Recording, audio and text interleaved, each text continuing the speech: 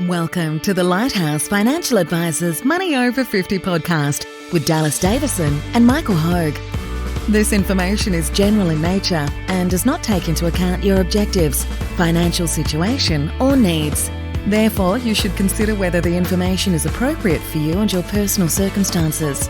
If you require personal advice, please contact Lighthouse Financial Advisors. Here are your hosts, Dallas Davison and Michael Hogue.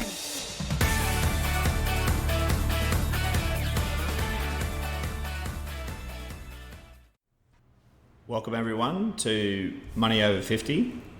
Today's topic is why 99% of people shouldn't have a self-managed super fund or SMSF. I'm Michael Hogue. I'm here with Dallas Davison. Dallas. Thanks, Michael. This is one we see fairly frequently. Basically, the reason we actually wanted to talk about this is because we see self-managed super funds used in a lot of situations where they're just not appropriate, or more accurately, they're really just not required. And that's kind of the way that I think of it, is that a self-managed super fund is an extra burden on top of a retail super fund or industry super fund. So unless you're actually getting some benefit out of it, there's really no advantage having a self-managed super fund. So that's, I guess, why the title, why 99% of people shouldn't have one, is that in most cases, unless there's a good reason for it, you just don't need one. Very good point. So the biggest problem that we see with the self-managed super fund is the extra cost burden and the complexity. So time is money as well. So there is quite a level of complexity from paperwork. And the members, as in mum and dad, who are usually the owners of the self-managed super fund, the trustees and the members, it falls upon them to actually complete a lot of that paperwork. Look, I know what I'm like with my life outside of work, and I'm hopeless. So mail stays unopened at my house for months and months and months. You just forgot your wife's birthday, didn't you? So I did. I forgot my wife's birthday just yesterday. Look, I'm extremely professional at work, but other parts of my life fall down, and we see that with a lot of people as well. So there's significant penalties if you don't meet your trustee obligations, and from a cost point of view. Look, Australian Securities Investments Commission has done a study, and they've said that there's an additional, on average, running costs, and that would be taxation return audit that's required each and every year, and various other compliance costs, somewhere in the vicinity of about $3,595 per year. And then on top of that, you still have your normal investment management costs. That's a good point, is that, as you were saying there, Michael, the complexity in terms of the extra compliance and the extra costs that you've just broken down, that's just to have the actual, I guess, the shell of the self-managed super fund set up. You still have all the same issues of what are you going to invest into within there, and that's I guess a part of it is that what we see a lot is people kind of think of a self-managed super fund is useful in and of itself. It's really just the structure that you're trying to own those investments through. So that is, I guess, to look at it from the other perspective, one of the advantages of the self-managed super fund is that you've got some more options or access to some certain asset classes that you can't own through a retail industry fund.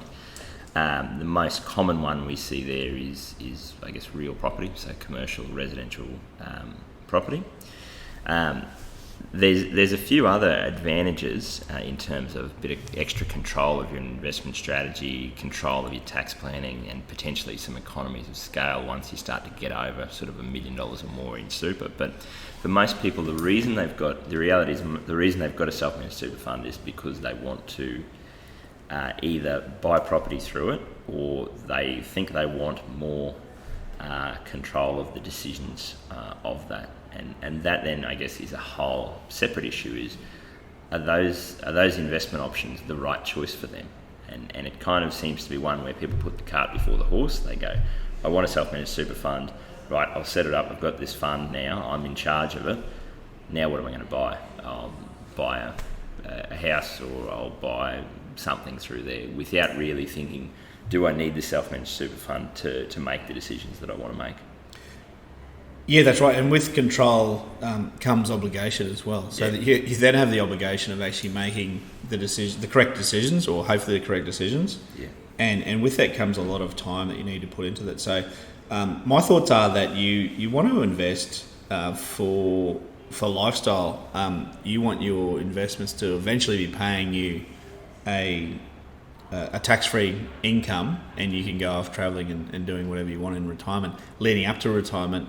Look, if you're a specialist, which many of our clients are specialists, you get paid a lot more by doing that thing that you're a specialist in, going to work, as opposed to being a professional fund manager of your own self-managed superannuation fund. Look, really, there are other reasons why you would have one, but the main reason I can think of, if you are a self-employed person and you do want to buy your business premises out of that, you can use the equity that you have in your self-managed super fund to help buy the business premises. So you do have control from an aspect then of your business is the tenant, and your self-managed super fund can buy the property that you operate out of. Now, you have some assurance there, because obviously you're probably not going to leave as the tenant, given that you run the business in this case, and you also are a member of the self-managed super fund that has, in this case, bought the property. So there is some control there. That's the main reason. One of the things to be careful of is that we see many property spruikers and developers seeing someone's superannuation fund as an equity means to sell them a property. So they often have related parties that people initially believe are independent, recommending that they set up a self-managed super fund to buy this specific property in that specific development. Look, if you hear any recommendations like that, run. Don't wait. You're dead right, and you can understand why it's it's an easy sell, or it's something that people do, because generally you've got you might have built up some super with Q Super or Sun Super or whoever, and you just haven't looked at it for 20, 30 years. And then someone says, you're not really working that money as hard as you can, or you shouldn't, you're not really doing anything with it. Here, you should come and buy this property off me instead, so I get a 10 grand kickback or something like that. But I guess the way I'd think about that is they're probably making a valid point, which is you've got that money that's in superannuation in your Q Super or Sun Super account. You do want to make sure that money's working hard for you. You do want to make sure that it's getting the best return that you can. The answer is not to go and buy the property off the spruiker. The answer is to actually look at, okay, well, that money that I've got in super, how is it invested? How should it be invested now, and how should it be invested moving forward, to make sure that I really do use it. But it's not a matter of putting the cart before the horse and going, I need to set up a self-managed super fund to make those decisions. It's actually very easy to change the investment strategy of your super fund within Q Super or Sun Super, whoever you use, or whoever is the best fit for you. It doesn't need to go into a self-managed super fund.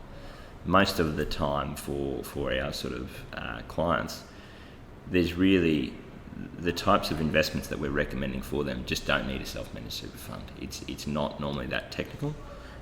Like you say, the case study that we tend to see where a self-managed super fund does work well and is sort of required is if you're self-employed and you really do want to buy your own commercial property.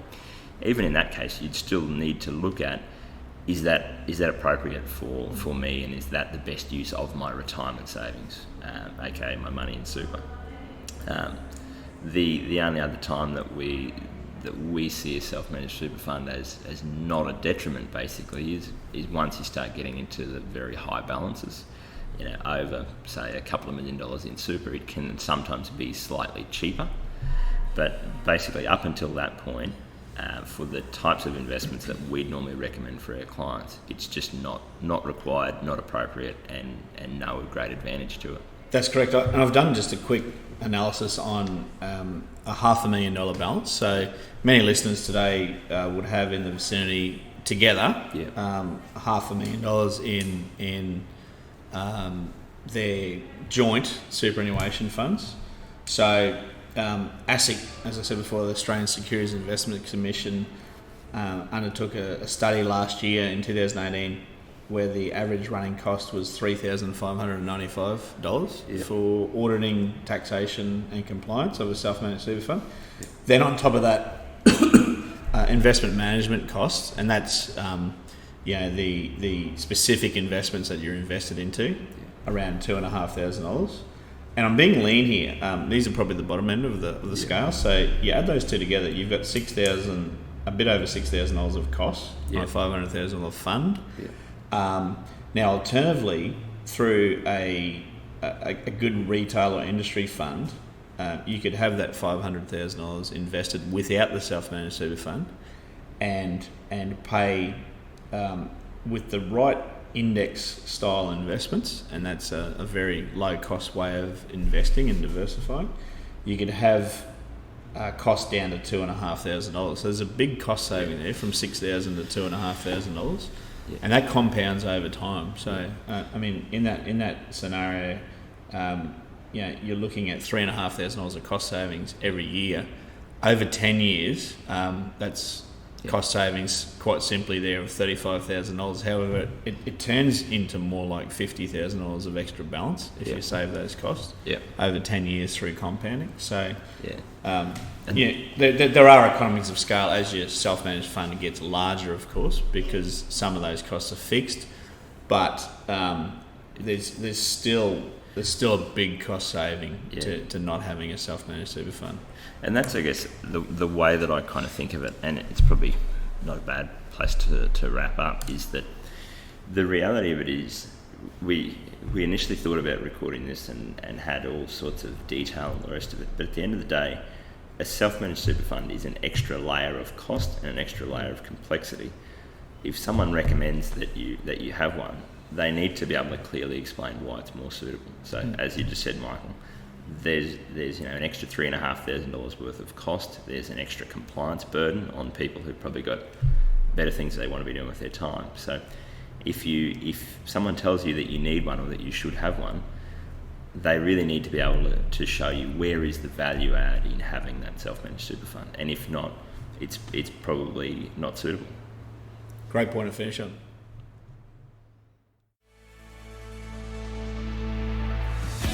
Thank you for listening to the Money Over 50 podcast with Lighthouse Financial Advisors. We look forward to catching up again soon.